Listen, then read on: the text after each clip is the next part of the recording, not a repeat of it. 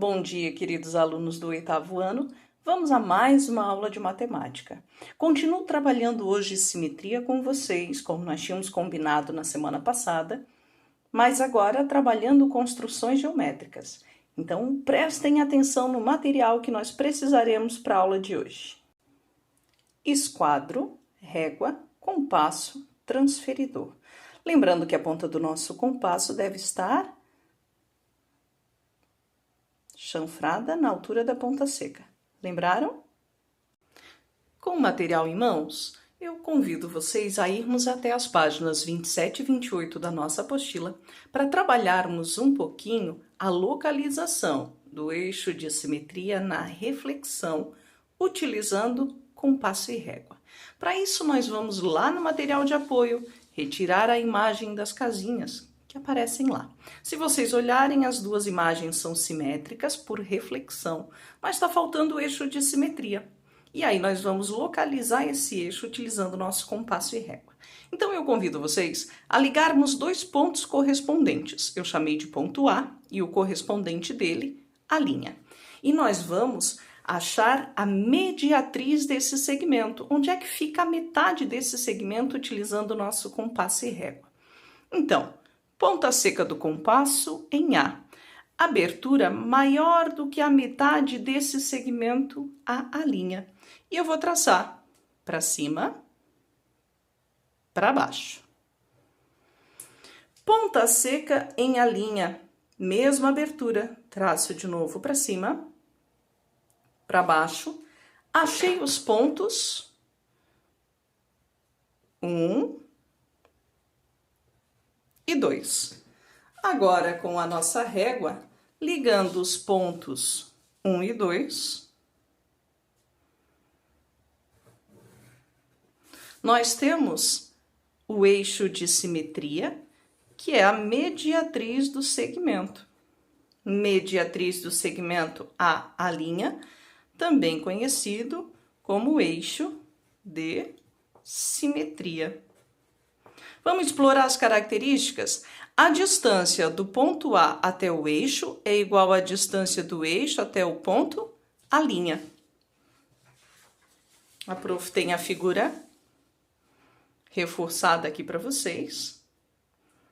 Aprendemos, então, a localizar o eixo de simetria utilizando compasso e régua. Ainda falando da reflexão, nós vamos discutir uma outra situação. Quando a figura original não é dada no papelzinho quadriculado onde a gente possa contar quadradinhos, mas numa folha branca, como na página 29, exercício 1. Ele dá o eixo de simetria e nós temos que construir a figura simétrica. Então, utilizando ainda compasso e régua, nós vamos construir. Lembrem, para que obtenhamos a figura simétrica por reflexão, a linha que liga cada ponto da figura original tem que ser perpendicular ao eixo de simetria, característica discutida em sala com vocês. Quer dizer que essa linha tem que formar com o eixo de simetria ângulo de 90 graus. Utilizando o meu esquadro, lembrem aqui eu tenho 90 graus no esquadro, eu apoio o meu esquadro no eixo de simetria e faço a linha pontilhada, exatamente a 90 graus. Prolongo essa linha pontilhada. Prolongo essa linha pontilhada. E agora, sobre esse prolongamento, eu vou marcar os pontos A e B. Ponta seca sobre o eixo de simetria, abertura até A, marco meu ponto A'. Ponta seca ainda sobre o eixo, abertura até B, vou marcar meu ponto B'. E assim consecutivamente, eu vou novamente prolongar essa linha perpendicular ao eixo de simetria para eu poder marcar os pontos F' e C'. Lembrando, com o compasso, ponta seca sobre o eixo de simetria, abertura até o ponto C, vou achar o ponto C'. Ponta seca sobre o eixo de simetria, abertura até F, vou traçar o ponto F'. Assim, da mesma forma com D e E, achando os pontos D', F'. Ligando os pontos, A', B', C', D', E', F', nós temos a figura simétrica original, então. Fazendo isso com todas as imagens da questão número 1, nós teremos as imagens desta forma. Seguindo com as simetrias, nós temos a simetria de rotação.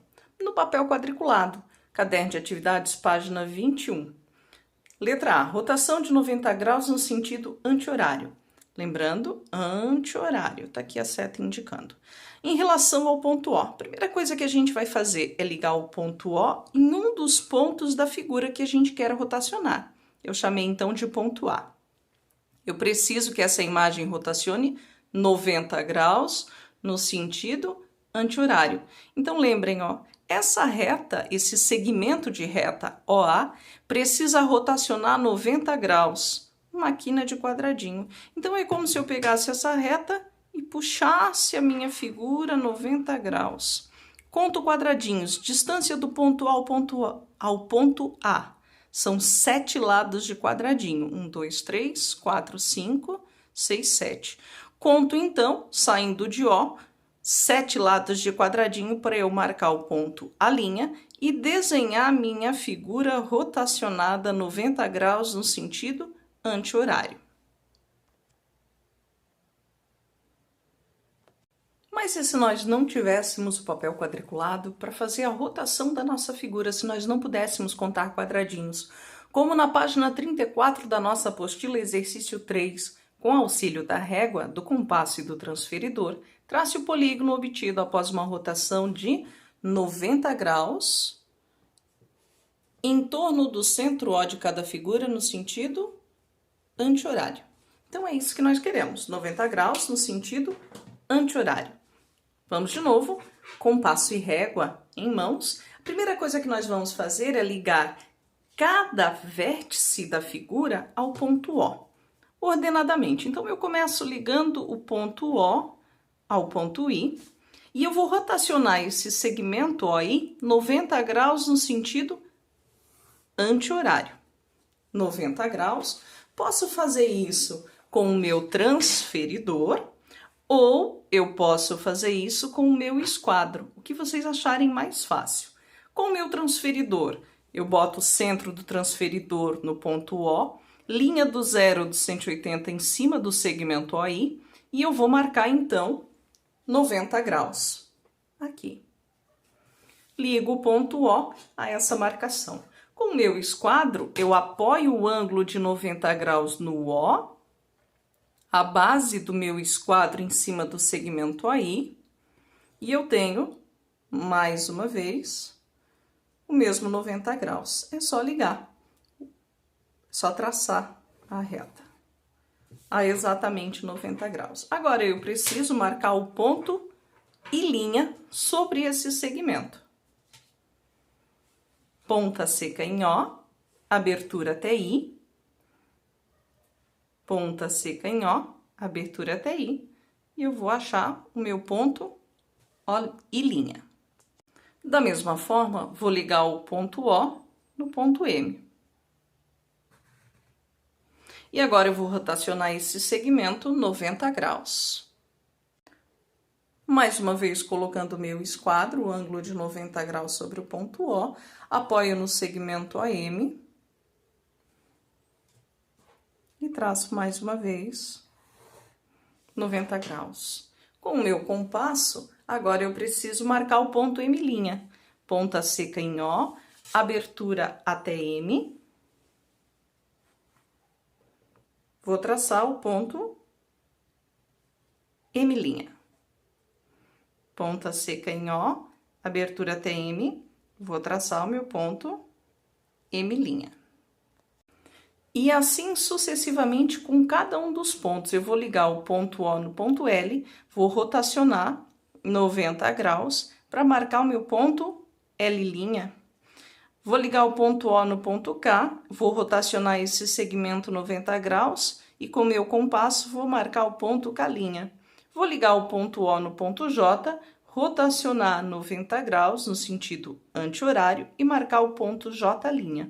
Terminando a marcação, nós vamos construir a figura, que é simétrica por rotação da figura original. Mas e se o nosso ponto está sobre a figura? Agora, na letra B, da mesma questão 3, eu preciso rotacionar a figura 90 graus no sentido anti-horário, partindo do ponto O. Então, lembrem, é como se eu fixasse esse ponto da minha figura e fizesse ela girar 90 graus no sentido anti-horário. Anti-horário. Então, mais uma vez, eu preciso que o meu segmento OG gire 90 graus no sentido anti-horário. Então, OG que aqui está, apoiando o meu esquadro lá, 90 graus no ponto O. Esse segmento vai girar 90 graus e vai parar aqui. Com o meu compasso, eu vou medir ponta seca em O, abertura até G, e eu vou marcar o ponto G'. Agora, nós vamos rotacionar o segmento OF também 90 graus. Então, mais uma vez, o meu esquadro, cantinho do esquadro sobre o ponto O, e eu quero que esse segmento aqui, FO, gire 90 graus. Então, ele vai parar aqui. Com o compasso, ponta seca em O, abertura até o ponto F, nós vamos marcar sobre a reta o segmento OF'. Tenho aqui o ponto F'. Feita a rotação, marcamos os pontos G' e F', agora eu ligo os pontos e eu tenho a minha figura original rotacionada 90 graus no sentido anti-horário. Ainda falando da rotação, nós temos uma terceira situação. E quando o ponto de rotação não é dado, somente a figura original e a cópia, como é que a gente acha esse ponto de rotação? Então, na página 34 da nossa apostila, exercício 4, ele diz, com auxílio de régua e compasso, localize o centro de rotação em cada item. A prof traz para vocês a letra A. Eu preciso do centro de rotação entre essas duas setas, figura original, cópia. Então, nós vamos traçar as mediatrizes de dois segmentos correspondentes. Chamo, então, esse de ponto A e o seu correspondente na cópia, a linha. Vou ligar esses dois pontos. E vou traçar a mediatriz desse segmento. Mediatriz que a gente já aprendeu no comecinho do vídeo. Então, ponta seca em A, abertura maior que a metade do segmento, eu traço para cima, para baixo. Ponta seca em A', mesma abertura, traço de novo, para cima e para baixo. Eu tenho dois pontos de construção, que são os pontos 1 e 2. Ligando esses dois pontos, nós temos a mediatriz do segmento A'. Nós vamos fazer a mesma coisa com mais um ponto. Eu chamei esse de ponto B, e o seu correspondente na figura copiada é este, B'. Vou ligar os dois pontos mais uma vez, e a gente vai traçar a mediatriz desse segmento BB'. Traçando a mediatriz, então, do segmento A', mediatriz. Traçando a mediatriz do segmento BB', o encontro das duas mediatrizes me dá o ponto O, que é o chamado centro de rotação da figura. Centro de rotação, o encontro das mediatrizes. Então, tá lá na nossa apostila, essa questãozinha exatamente igual à da apostila de vocês, e aqui o encontro das mediatrizes é o centro de rotação. Vejam que ele escolheu outros dois segmentos. Eu escolhi A', BB'. Ele escolhe para vocês o mesmo A' da prof, mas ele faz a mediatriz de outros dois segmentos para encontrar o ponto F, que seria DD', né? Ele liga o ponto D no ponto D' e a mediatriz dá o ponto, então, F, que é o centro de rotação. Para praticarmos, então, tudo isso que a gente conversou, a prof pede que vocês leiam e façam. nas páginas 27, 28, 29, 33 e 34. Na 34, exercícios 3 e 4. Na página 35, o exercício 5. Na 37, o exercício 2. Na hora de estudo, da página 42, façam o exercício 2. E no caderno de atividades, páginas 20, 22 e 23, na página 23, o exercício 12. E voltem para a gente conversar mais um pouquinho. Continuando então nossa aula de matemática, a gente avança mais um pouquinho no nosso conteúdo. Falamos agora de porcentagem e a gente relembra um pouquinho as diferentes representações. Então, se eu pedisse para vocês para representarem para a professora 30% de diversas maneiras, vamos relembrar. 30% seria 30 de 100. Eu tiro o símbolo de porcento e coloco o denominador 100. Passei de porcentagem para a fração decimal. Agora eu vou tornar essa fração irredutível. Simplifico por 10 numerador e denominador. Eu tenho agora 3 décimos. Passando para a forma decimal. Um zero no denominador indica uma casa depois da vírgula. Então eu teria agora 3 décimos. Diferentes representações: porcentagem, fração, fração irredutível, número decimal. Bom, e se agora a minha porcentagem fosse com vírgula? 12,5%, representando mais uma vez na forma fracionária.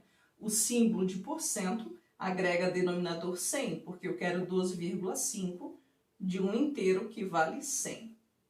Só que na nossa definição de fração, eu não tenho numerador com vírgula. Então, tirando a vírgula desse numerador, eu teria 125 sobre 1000. Lembram disso? Uma casa depois da vírgula indica um zero no denominador.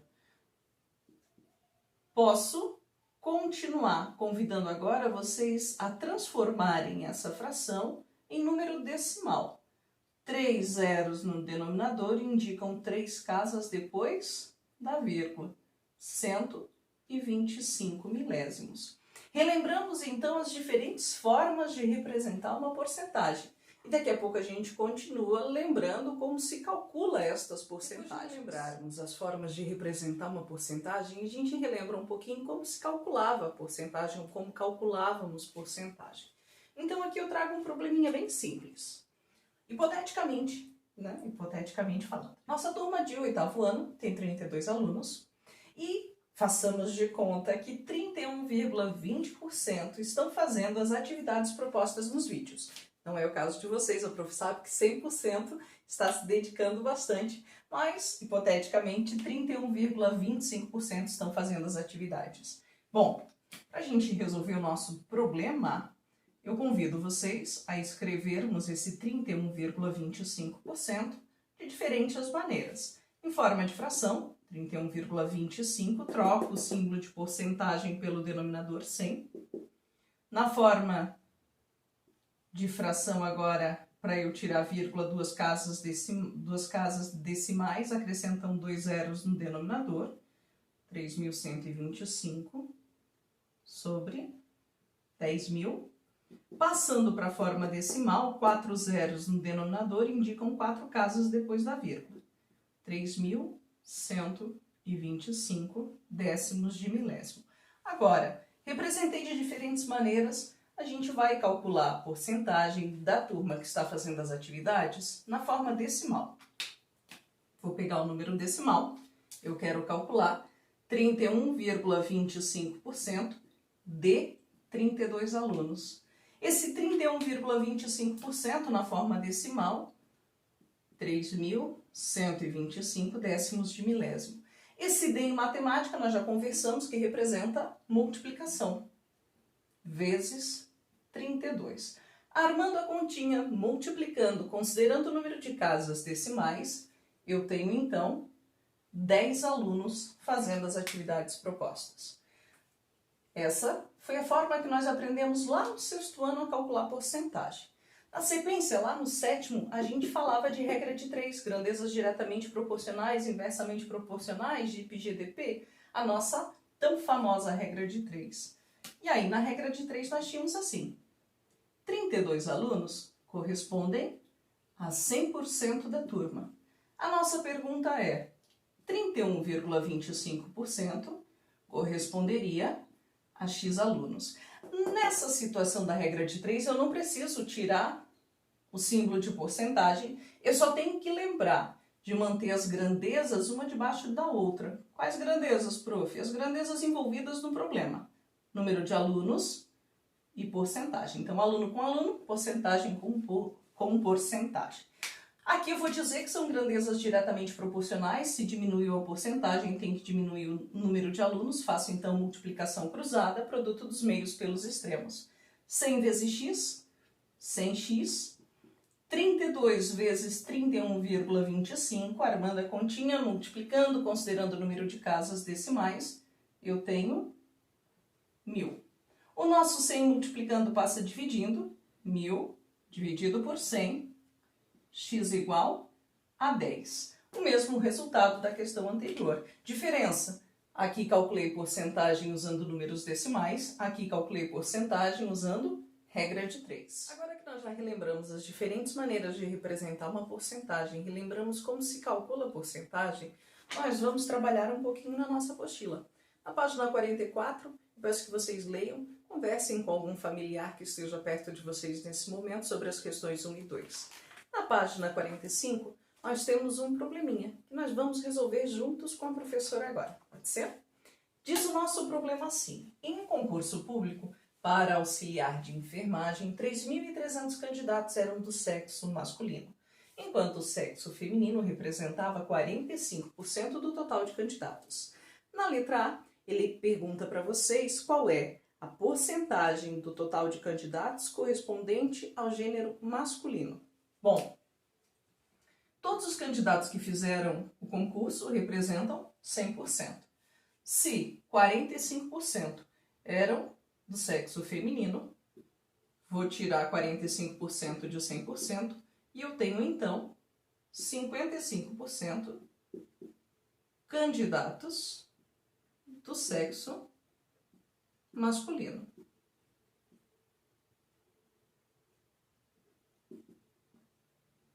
Tranquilo até aqui, né? Já na letra B, ele pede que vocês calculem o número de pessoas do sexo feminino que fizeram o concurso. Então, vocês podem trabalhar na forma decimal, ou por regra de 3, ou qualquer outra maneira que vocês queiram utilizar para porcentagem, menos calculadora nesse momento, hein? Estão proibidos de utilizar. Eu preciso calcular 45% do total de candidatos, só que eu não tenho esse total, verdade? O que eu tenho? 3.300 candidatos que representam o sexo masculino, e que a gente calculou aqui que representam então 55%. Vou usar uma regrinha de 3.